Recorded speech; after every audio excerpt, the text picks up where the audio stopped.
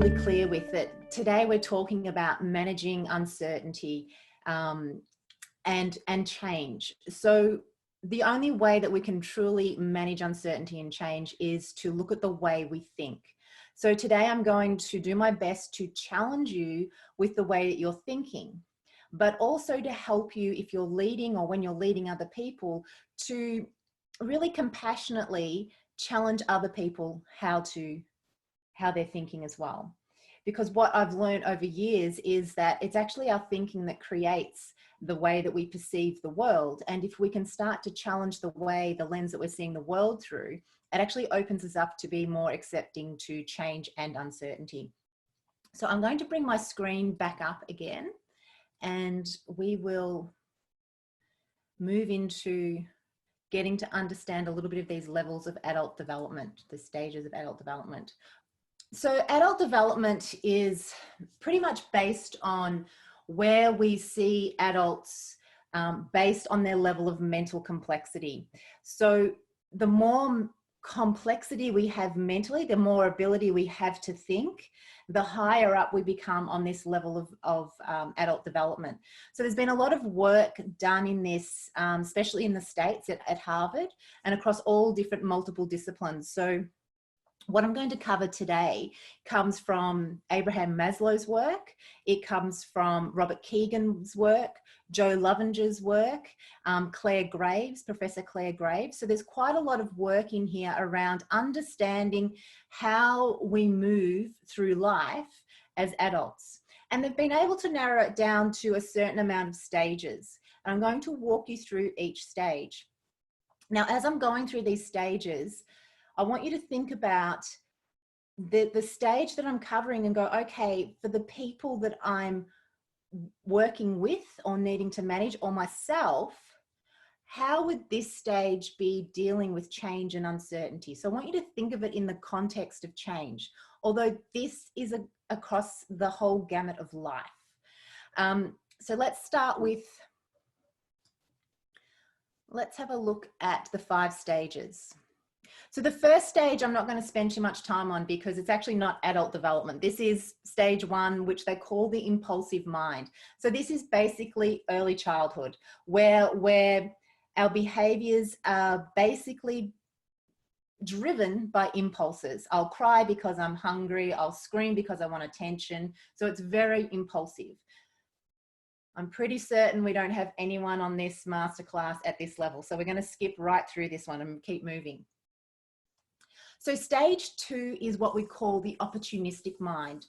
And based on research, they think that the average or approximately 6% of the adult population don't move past this level of adult development.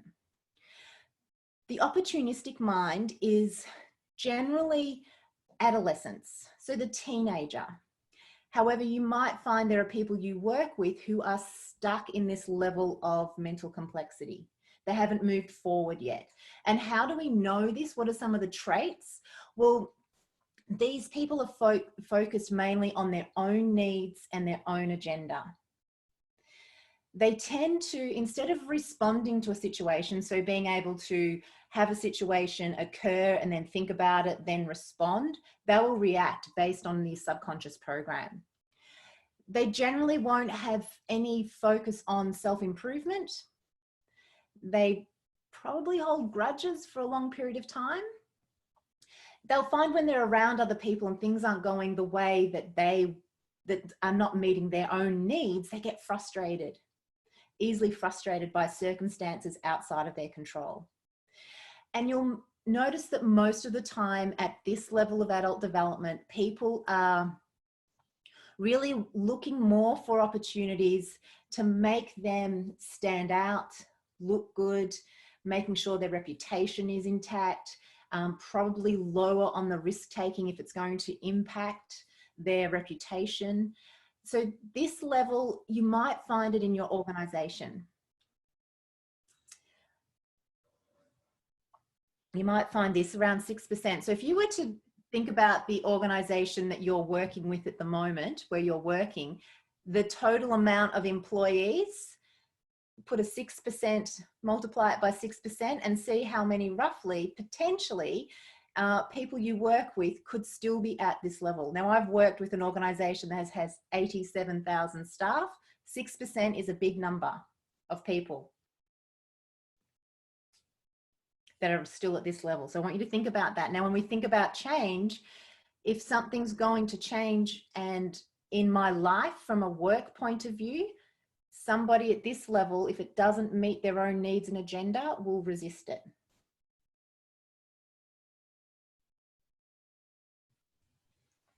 Then we have stage 3. This is what we call the conformist mind. It's also known, if you want to go into the research, Robert Keegan also calls it the socialized mind. So generally, the population, around 58% approximately of adults, don't progress past this. They remain in this stage. The difference here is the conformist mind has a sense of self, but it's shaped largely by external forces and things outside of them. So who I am and the goals I'm going to set for myself are going to be based on what I think people want me to be. I'm now conforming to society. I have very conventional thinking. I can't think outside the box. I need to belong in this culture, in this organization. So I'm not going to challenge anything. I'm going to conform to the rules, the policies, and the procedures. These can be good workhorses. However, they're not creative, they're not innovative, and generally aren't agile. They tend to follow the crowd.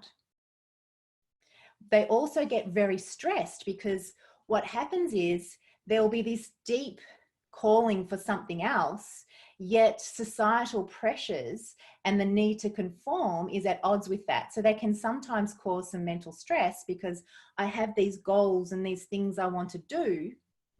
However, I need to conform. So I can't follow my dream.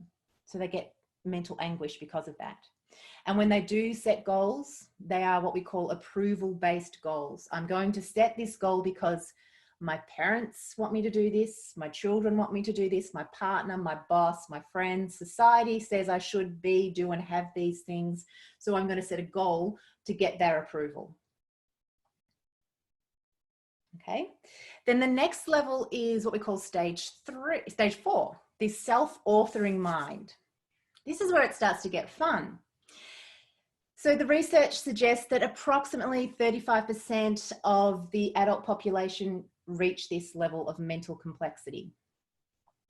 So instead of conforming, instead of having external influences influencing who they are, a self-authoring mind defines who they are themselves.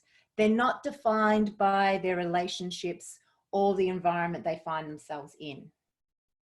They understand that their own thoughts, feelings, and beliefs are independent and unique. So they're starting to see that they are separate from society. They're not socialized or conforming anymore. I can see that I have these dreams, these goals, and I'm going to go after them. I'm going to self-author. I'm going to write my own story. Their thinking is different. They have what we call post-conventional thinking. They think beyond the horizon. They think beyond the veil. They think beyond, and they think about uncertainty. They're okay with stepping into uncertainty and into the unknown. They're very curious, confident, and open to change. Now, when change comes and is thrust upon somebody who is at a self-authoring mind, they know how to adapt and shift because they're confident in their abilities to be able to deal with whatever life throws at them. Which means that when they feel anxiety, instead of it halting them and crippling them and stopping them from moving forward, people at this level of mental complexity have a deep level of self-awareness. They understand their environment, they understand and have levels of confidence that they still feel the anxiety, but it doesn't cripple them and stop them. And it's because of this that their well-being levels are a lot higher. So this is a really great place to be. And you probably find that you know people that are at this level who seem to, COVID's hit and they're fine. They've just adjusted their sails and just self-authored their way out of it. Then we have the final stage, which is stage 5. Now, if you've been doing your maths, you probably realize that there's only a small amount of the population who reaches this. 1% gets to stage 5. So this is the self-transforming mind. I call them ninja or Jedi. The difference here is slightly, instead of having goals, like a self-author will still have goals that aren't approval-based goals, but when we get to self-transforming mind, the goals are actually really macro goals. They become goals that are better for humanity. So self-authoring will set goals that are good for themselves. They'll have purpose. They won't be conforming anymore. A self-transforming mind will set goals that are good for themselves, but also benefit other people, not just themselves. They can hold multiple thoughts, perspectives, and ideologies at once. So if you work in an organization that has multiple cultures working together, a self-transforming mind will be able to really connect with somebody from one culture without judgment, then turn around and connect with somebody else from another culture without judgment, but also without losing their sense of self. I call them a chameleon. They could be sitting down on the street with a homeless person, getting along and chatting with them, and they could be having just a great conversation with the CEO of a major organization without losing their sense of self. They constantly question their belief systems, checking whether the beliefs they have are true, checking to see whether the beliefs they have serve them. But they also question without judging other people's belief systems from a challenging or supporting point of view. I'm not going to judge you because you believe a certain thing, but I'm going to question you as to why you believe a certain thing to help me understand, not to judge you and to put my beliefs on you, but to better connect with you. They easily adapt, as I said, their identity and role to any situation. So they morph in and they're like a chameleon. They change colors, but they're not losing their sense of self. They know who they are. They understand they can be anything, and they know when to dial up a trait and when to dial down a trait. They don't sit there and go, hey, I have this strength. I'm really good at these things. They know that they have the ability to tap into anything and make it a strength. They're constantly transforming. They also understand that life doesn't happen to me. It happens through me. I get to choose how I'm responding to a situation. I get to create. I know how to create. They can also handle large amounts of complex information, and they make decisions really fast. And the reason they're making decisions really fast is confidence, highly intuitive.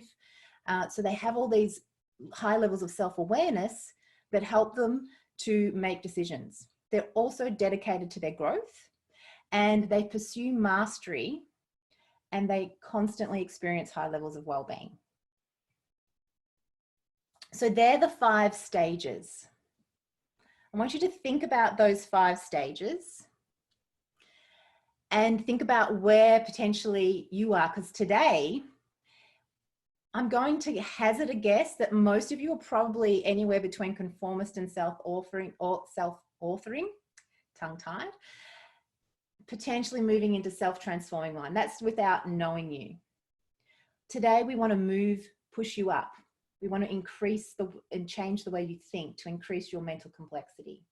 So the more mental complexity you have, so the more knowledge, the more understanding, the more you've delved into yourself, the greater your skill sets, the more experiments you've run with life, the more risks you've taken. Not necessarily the older you get, the wiser you get. So you can be older and you can still be like a teenager from what Absolutely. That's a really interesting perspective. Very interesting, yeah. Enlightening. Absolutely. But you'll find that generally with age, we do progress, but not always, because some people don't invest in themselves. So we're going to go back in now and have a look at the cycle of change. So what happens? So this will be really handy for those of you, you may have seen it before, but I'm going to go through it a bit deeper and overlay mindset across this to give you some tools to be able to help you manage other people. So this is the stages of change. So we now know the stages of mental complexity, so the stages of adult development. But what about when change hits? What happens? So we start with pre-contemplation, contemplation, preparation, action, then maintenance. And I'm going to walk you through each one of these. Okay, so we'll unpack each one of these stages. So the first one is pre-contemplation. This means I'm not even thinking about change. I'm not ready for change. I'm not intending to act. In a matter of fact, I'm not even aware that I have to change. So this could be someone in the, in the lower levels of mental complexity, potentially. Oblivious to the fact that I need to change. So pre-contemplation is I'm living the life I'm living right now. I'm in this box. I'm conforming to my life. I'm in my comfort zone. Everything is comfortable and working the way it is. I don't need anything to change. Then we move into contemplation. So this is when we haven't changed yet, but we're starting to get ready to change. So I notice that systems, procedures, things aren't working. And we're now prepared to change. Now we haven't made the changes yet. We're just contemplating, if I did this, then potentially that could happen. This is really still in the comfort zone. I'm only contemplating. I'm thinking about it. I may not even do it, but I'm contemplating. And this is where I start to look at the pros and the cons of whether I need to change the behavior, the system, the procedure, the model, the framework, whatever it might be. And we start to ideate. We start to come up with ideas. Then we move into preparation. I'm ready to change. Now I need to prepare for it. So I'm intending to act in the very near future. So let me start preparing. This is when we start to plan things out.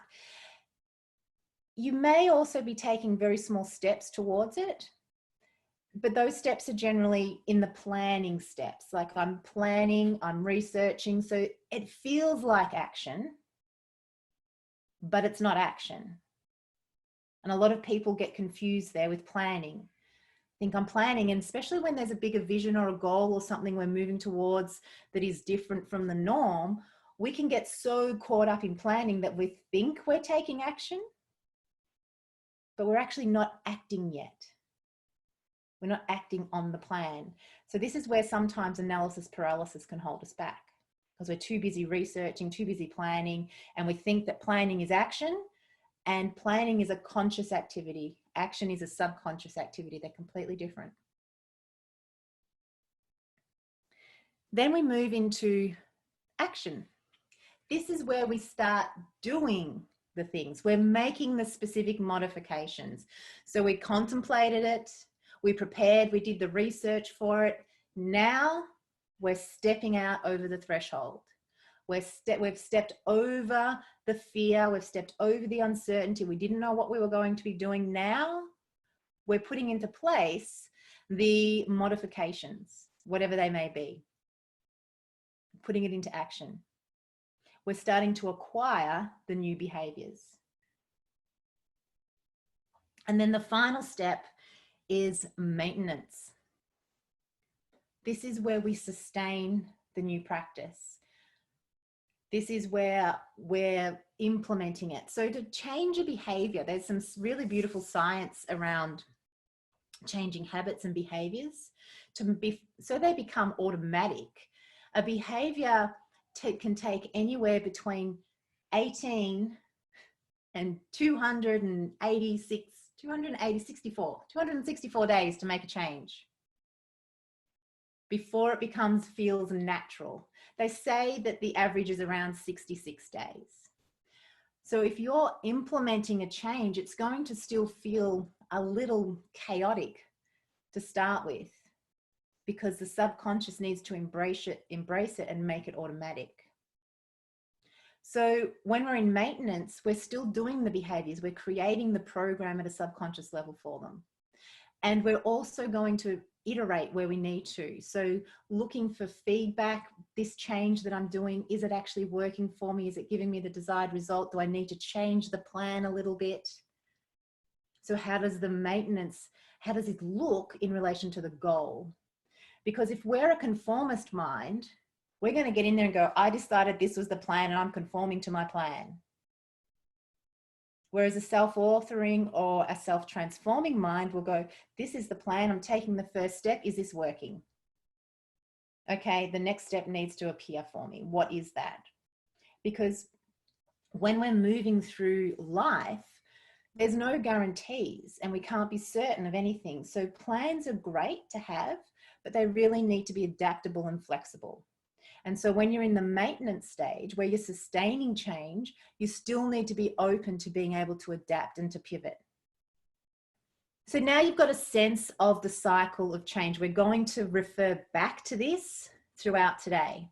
So you can start to understand how you communicate and how you can actually help people move through this when it comes to mindset. And I don't want to overdo mindset because a lot of people talk about mindset. However, I think there's a lot missing when people talk about mindset. All right, so I'm going to go through it, but briefly, because I know this has been overdone, but it's really important to understand it. So for those that haven't heard of mindset, we'll give you a very quick intro into it. So Carol Dweck, this is her work, and she's based out of Stanford University.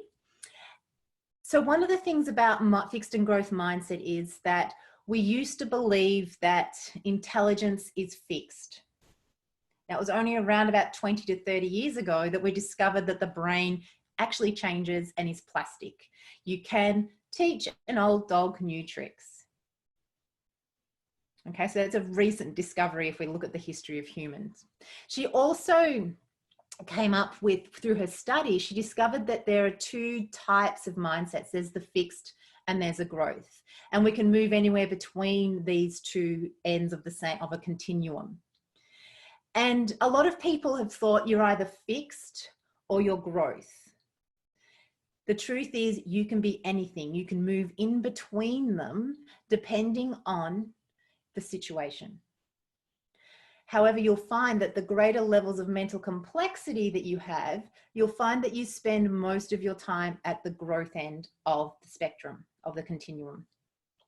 So I'm going to just quickly go through the different aspects of the fixed and growth mindset for those who may not have been exposed to this before. So fixed and growth mindset, if we look at the fixed mindset, someone with a fixed mindset, and I want you to start thinking how this overlays with mental complexity, they want to look smart. They think that intelligence is static. I am born with these skills and these strengths, and I can't change them. They avoid challenges because if I take on this challenge, I could fail or I could look stupid. They can become defensive when somebody points out something about their character or gives them feedback. Instead of saying, thank you for the feedback, this is an opportunity to grow, they will start justifying why they behave the way they do and blame other people. And they also give up quite easily. They see effort as useless. Why would I keep doing this? They ignore useful feedback and they're threatened by other people's success. Now, if we have a look at the growth mindset, it's a little bit different. They have a desire to learn. They believe that intelligence evolves. So it's not static. It can continually grow and evolve. Instead of avoiding challenges, they embrace change and challenges. When there is a setback or they get negative feedback, they persist. They notice that effort actually gets me to mastery. It allows me to put things in to be more subconscious. And instead of having other people's success threaten them, other people's success actually inspires them to move forward. So someone with a fixed mindset will generally plateau and won't reach their full potential because they think they can't. And people with a growth mindset who spend more time at the growth end of the spectrum, they often reach higher levels of achievement because they're continually taking on challenges, taking risks, exploring, experimenting, making mistakes. So if we have a look at mindset and overlay it with the levels of, or the stages of change, you'll start to see how mindset can impact on what people are actually thinking when they're at each level. So if we look at pre-contemplation, for instance, this is someone, their mindset would be, everything is fine. I don't need to change. And when we're at this stage, there requires no change in thoughts, feelings, or actions. It's really easy to sit here. It's very comfortable, keeps us in the comfort zone. Then there's contemplation, where we start thinking, the mindset starts to change. Maybe I will do something a little different. This only requires a really slight change in thinking. So again, we're only changing at a conscious level.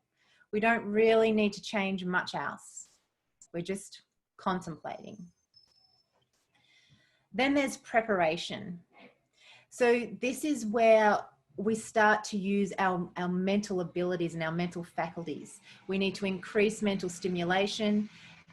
We need to start changing our feelings and get emotionally involved in the change. And we need to start potentially taking a little bit of action in the realm of planning and research.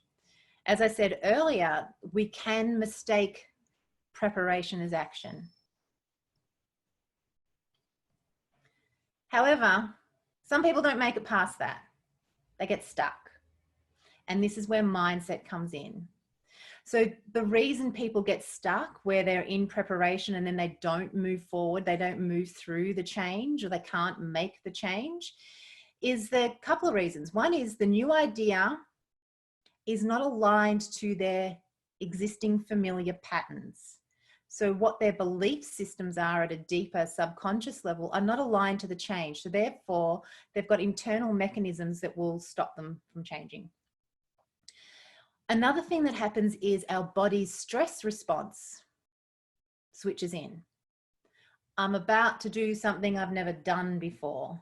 Therefore, the brain is searching the environment for cues. It's also at a subconscious and conscious level, you're starting to search your programming to see if you've done this before. Are there any familiar cells of recognition within the brain? It finds nothing.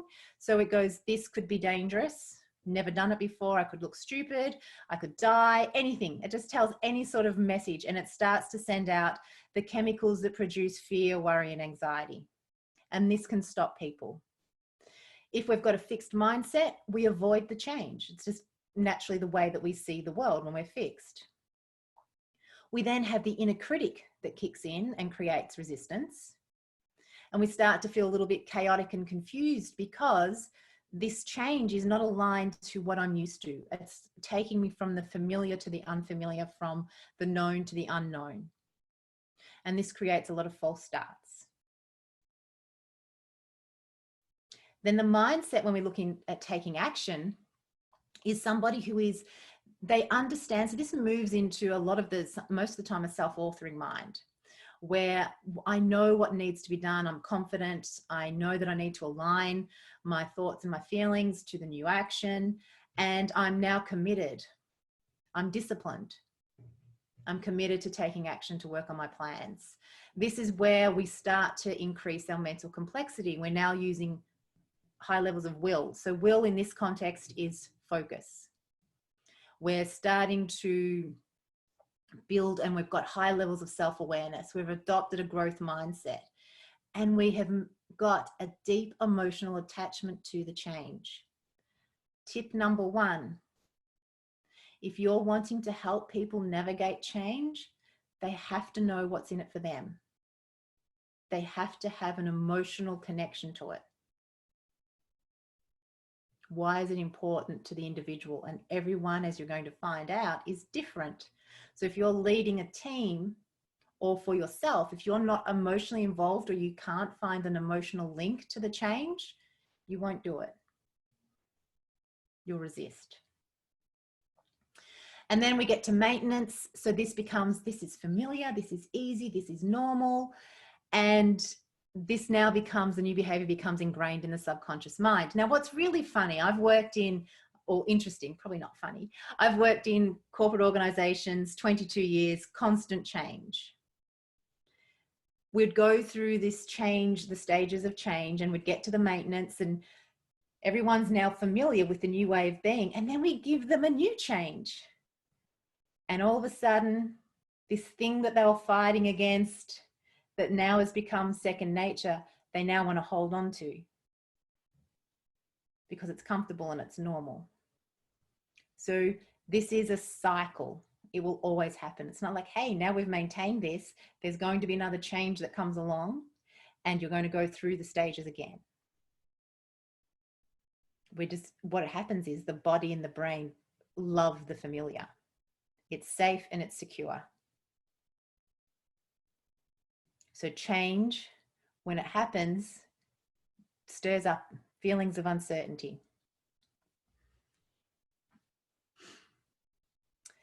So if you look at where you are, if you're leading a team, this is how you start to manage that complex change. How do you help people move through this? So the first thing is you need to have a clearly communicated vision. What is the vision? Where are we going? Why is this change important? We need to ensure that the people that we're taking on the journey, the people we're managing, have the right skills to deal with it. So how do we give people the skills? Now, for those of you that are in government organizations and you're dealing with the general public, you know, a clear vision. How do we give them a clear vision? Do we need to give them some training on how to actually do the thing we're asking them to do? Do they need the skills for it? How do we emotionally connect with them? How do we understand what's important to the community or important to the team to be able to do that? Can I give them the resources and ongoing support to help them? And is there a plan that gives them confidence?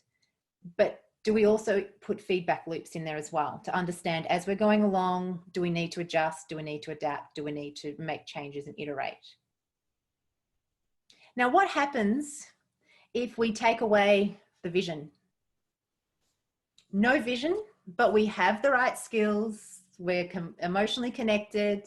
We've got the resources. We've got an action plan. You're going to end up with confused team members. And if you don't have team members and you're wanting to navigate change yourself, if you don't have a vision of where you're going, you'll get stuck. If you don't have a goal, that gives you clarity to make change. Without it, you get confused and you'll be attracted to any shiny object. So goal is really important. If we take away the skills, if you don't have the right skills, we've got a vision, you're emotionally connected to it, you've got all the resources you need, but you don't have the skills, you're going to increase levels of anxiety. I don't know how to manage the change. I don't know how to work through the change. What happens if we take away the emotional connection? You're going to get resistance. Then if we take away the resources and ongoing support, you're going to end up with teams that are frustrated and people that are frustrated. And then what happens if there's no feedback and there's no plan? Take that out of the equation, you're going to end up with a lot of false starts.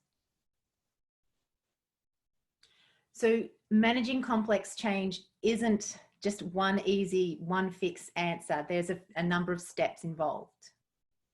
So hopefully you've made those notes and can start to see that where you need to potentially plug in. So you could go work backwards. Am I having false starts? This is what's missing. Is there confusion? This is what's missing. So now you can start to create a plan a future ready plan to help your team and yourself navigate change and uncertainty. So how do we then shift attitudes to embrace change? So we've got everything that happens in the change cycle: contemplation, pre-contemplation, and preparation are in the comfort zone. This is what we know. Everything outside of that, when we're going to take new action and we're going to maintain that, that is what we call the growth zone. That's where growth is. And it's unknown and unfamiliar. And that's what causes the anxiety. There's this thin line, which is our horizon of beliefs, which is beyond the pale, they call it. So beyond the pale means it's over the fence. It's over what I can see. It's over what I'm used to. It's outside of the protection that I have around me. So how do we move them? Just like we've just been through. We want to help them get unstuck. We create the plan, direction with a vision. Ensure that we're helping them build high levels of self-awareness through feedback and coaching and mentoring. Ensure that they're getting their skills increased. The most powerful skills and tools you can give your employees is high levels of self-awareness, because then everything else will fall into place. Ongoing feedback and support, and am I giving them the resources and skills? I'm going to just open this up to an open discussion for those that would like to. So what do you think would be the role of mindset in helping people cope with life's changes? Now that you understand mindset, we understand mental complexity, and we now know the stages of change. What's the role of mindset? How does that impact it? I think it just helps with awareness, in the sense that you know that change is coming for you. You know that your reaction to it is as a result of the change, and awareness of how to adapt to that and how to move beyond it. I think it's just an awareness thing. Yeah, absolutely. Hit the nail on the head. It definitely is an awareness thing. And awareness comes through having more of a growth mindset than a fixed mindset. So do you notice any resistance to change when change or uncertainty comes? Are you noticing this play out? Yes. Yeah. And would any of the not suggestions, but the frameworks covered so far, are they giving you any insights on something that may be missing in the approach to help people move forward? Yeah, I think engaging people at the outset and showing them what the vision is and the why would help them get on board with the change a bit easier. Yeah, and just on that note as well, is having a vision and getting people on board, as you're saying, Natalie, is amazing. But the next step as a manager or a leader is, how can I help them make that emotional connection to it? How can I help them see that this is actually for their benefit, so they get that emotional charge and they actually want to do it, not out of fear, but out of excitement and engagement for what the change will bring? Yeah, Georgia.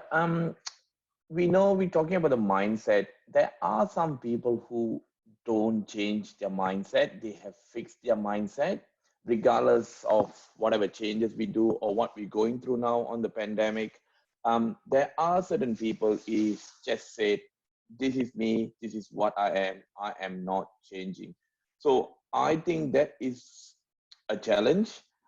Biggest challenge, I think a lot of people may agree with me or disagree with me. It is a major challenge to change these people's mindset when they already fix that I only will do this, nothing more than that. Yeah, absolutely. So it is a real challenge to help people. I'm going to use the word help. I was going to say force, but I'll say help people move from the fixed to the growth mindset, because it's actually not something that we can do externally. It's not an external force. It has to be an internal force that creates that. And would you like a book? This book isn't about actually changing mindsets, and we're going to cover this today and why people do resist. So that'll help you. But also what happens is, we need to get emotionally involved in why the change is important to us, because we get so fixed in our ways. It's so comfortable. And there's this beautiful book called The Power of Moments by Chip and Dan Heath. All it is about how they've created emotional connections to a change for people to change at their own accord.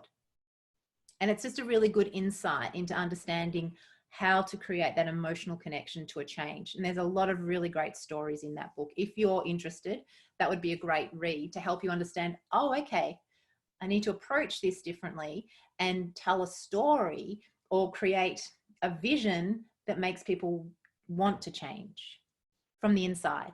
It's the emotional connection. And a lot of times we don't do that. This will make perfect sense after our break when we start to have a look at how the mind works and the resistance that happens. This will give you some more tips and tools on how you can potentially manage that. So if we want to increase certainty at work for ourselves and for our team, or in life in general, so I know there's a couple of people on the call here, it's all about just helping you get inspired and motivated to move forward. Here's some really awesome tips for you. First of all, visions and goals are really important. So personally, if we take out the work context right now, if you don't have some vision that you're moving towards, well, then you don't have anything to like keep you steady. So if you have a vision and take something out of that vision and create a goal with that to move you towards the vision, you're now going to start to get more motivated and inspired. Same goes with the people you lead. If you haven't already, adopt a growth mindset. If you have a growth mindset, start to work out how you can help and challenge and support your team to adopt more of a growth mindset. They need to know what's in it for them. And yes, to Stephen's point, it will be challenging, but it's about looking at and experimenting with different approaches. So increasing our mental complexity, being able to see things from a broader point of view. The next thing is build a tribe. So for you, as you move forward, if you've got a vision and a goal that you're moving towards within your team or outside of work, it's really important that you have people around you that are not just your best friends that are going to cheer you on and support you because they love you, but a tribe of people who will challenge you, who will push you, who will encourage you and support you. They can be people in the workplace or they can be people outside of work. So when you're feeling like, you know, the world's coming down on me, something's happened, the pandemic, who do you go to? Who do you go to that helps keep you sane? What are the tribe of people around you that support you?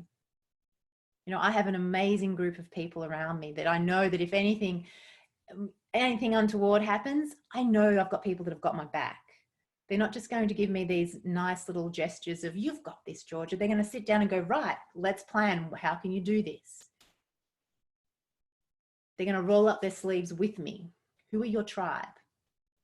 If you don't have it, you're not building your mental complexity, because they're going to come in with different ideas for you. And then the final one is seek feedback. And that goes hand in hand with the growth mindset. So being able to consistently ask for feedback, and it's putting yourself out there and being vulnerable, not just asking for feedback from people that potentially you lead or people in the function that you're looking after, but get feedback constantly in your life, because that's how you grow. That's how you iterate. And also the feedback may not always be from people. Your life consistently and continually provides you feedback of how you're going. Your relationships provide you feedback. Your bank account provides you feedback. You look in the mirror, you get on the scales, they all give you feedback constantly. So don't just take the feedback, look at the feedback, make changes where you need to.